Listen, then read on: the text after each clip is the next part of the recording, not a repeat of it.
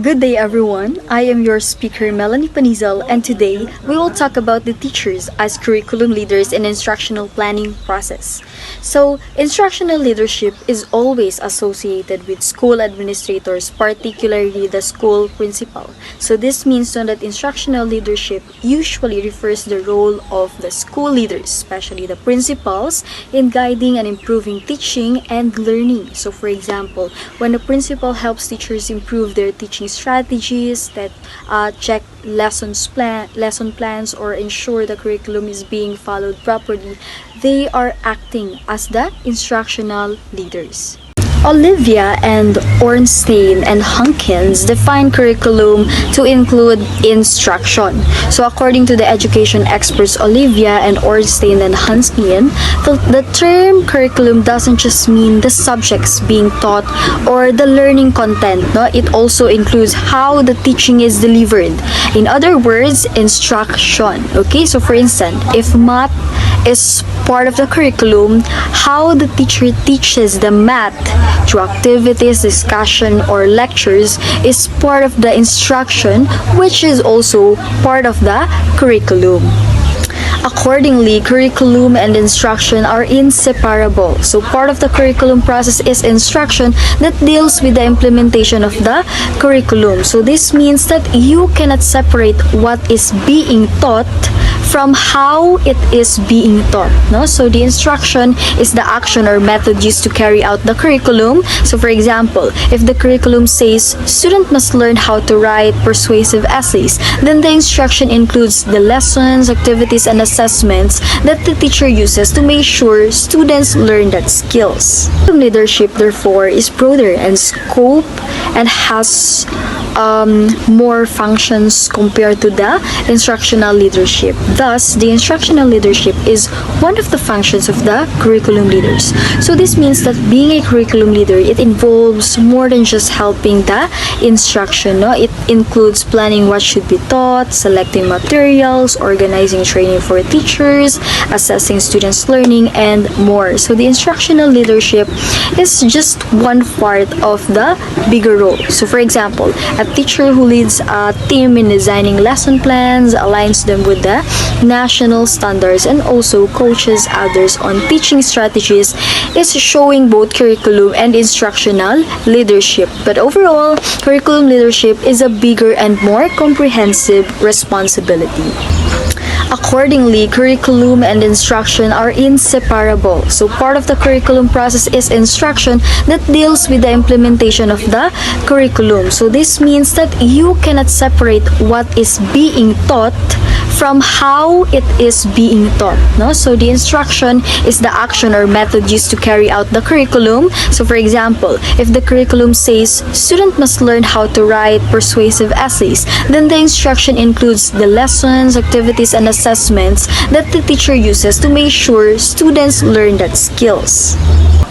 Curriculum leadership, therefore, is broader in scope and has more functions compared to the instructional leadership. Thus, the instructional leadership is one of the functions of the curriculum leaders. So this means that being a curriculum leader, it involves more than just helping the instruction. No? It includes planning what should be taught, selecting materials, organizing training for teachers, assessing students' learning, and more. So the instructional leadership is just one part of the bigger role. So for example, a teacher who leads a team in designing lesson plans, aligns them with the national standards, and also coaches others on teaching strategies is showing both curriculum and instructional leadership. But overall, curriculum leadership is a bigger and more comprehensive responsibility.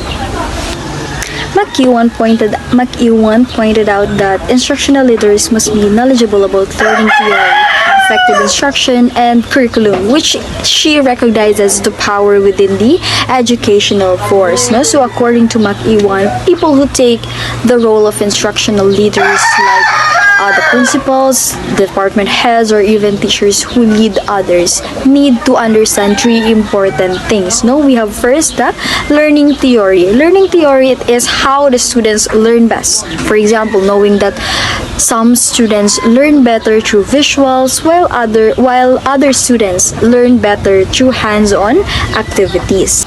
Number two, we have the effective instruction. So it is how to teach in a way that helps students truly understand and remember what they learn. So for example, using group work, questioning techniques, or real-life examples in lessons. And then number three, we have of course the curriculum. Curriculum is what should be taught at each grade level or subject. So for example, knowing that in grade 4, students are expected to learn about fractions in math. No? So Mag-Iwan, she believes that knowing and using all these areas give instructional leaders the power to make a real difference in education, helping both the teacher and students succeed.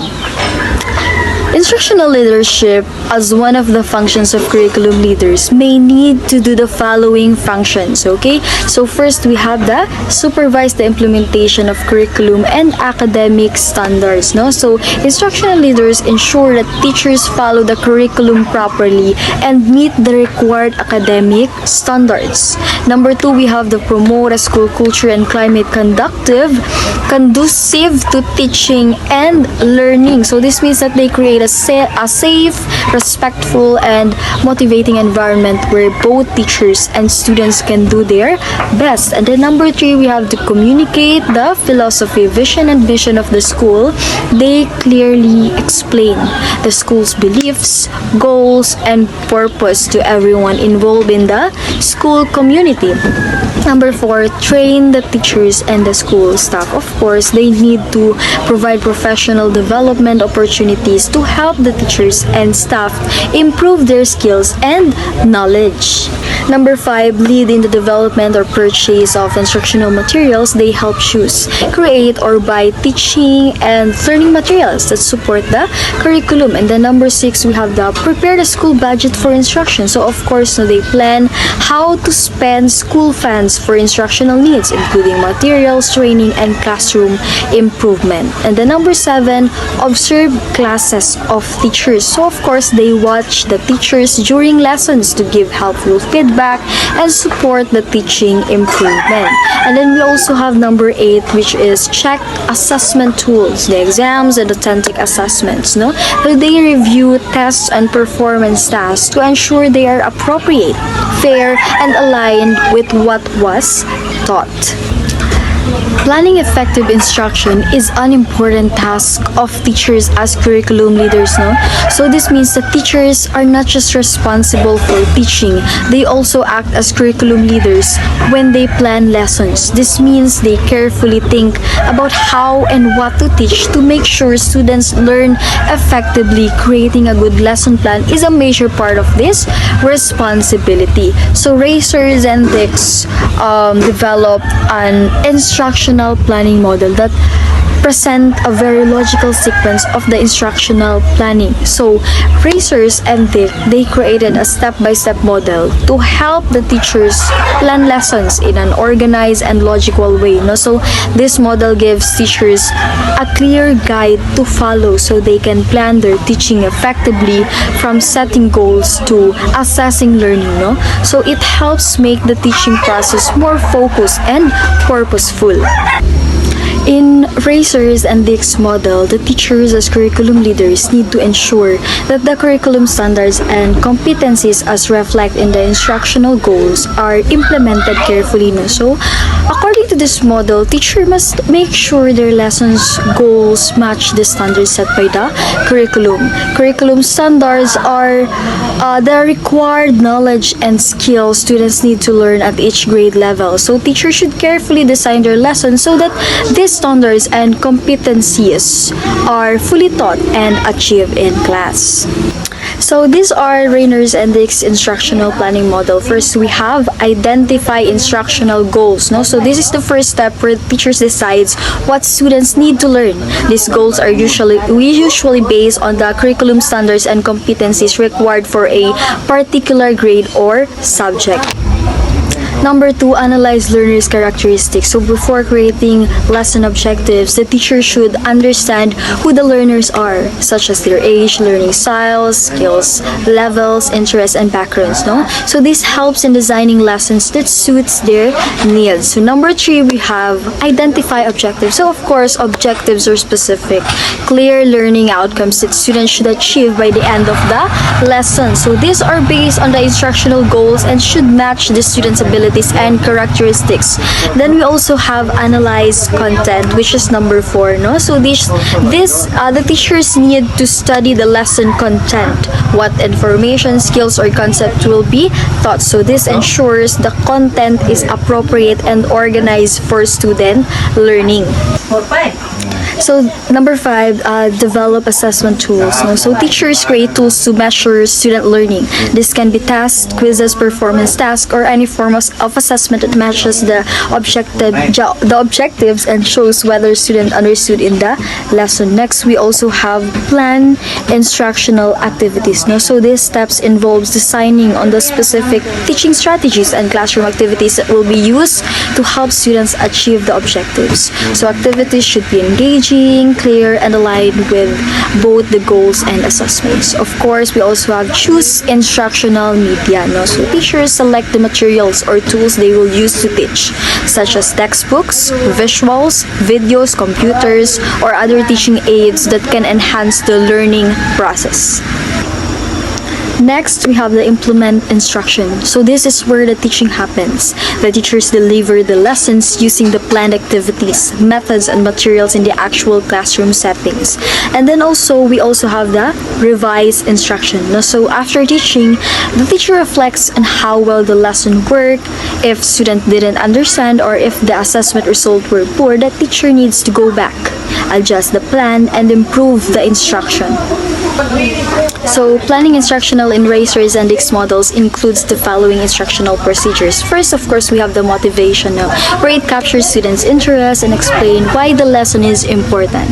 Next, we have the presentation of objectives. It clearly tells students what they are expected to learn. Then we also have recalling prerequisite skills and knowledge. It reviews past lessons or skills needed for the new topic.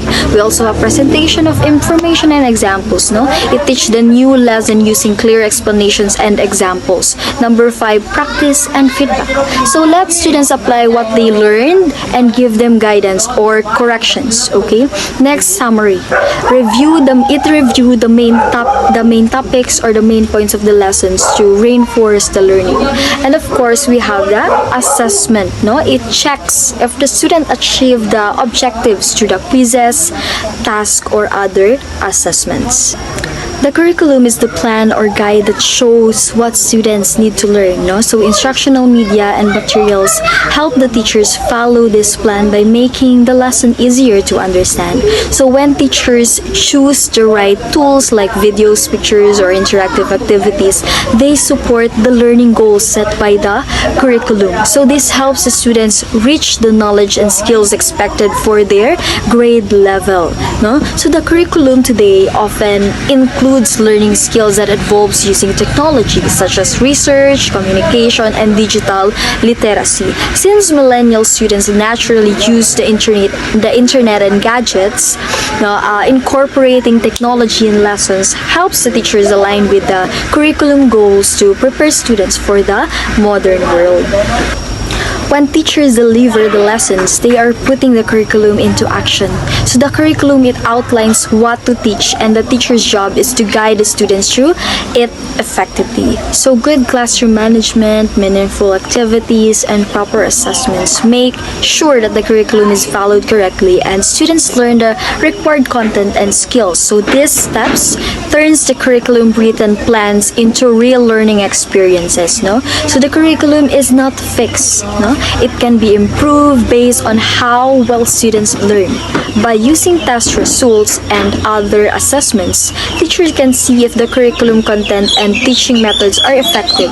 So if the students struggle, teachers can revise their lessons or suggest changes in the curriculum to better meet the students' needs. So that is all for my topic, and I hope you learned something today. Thank you so much.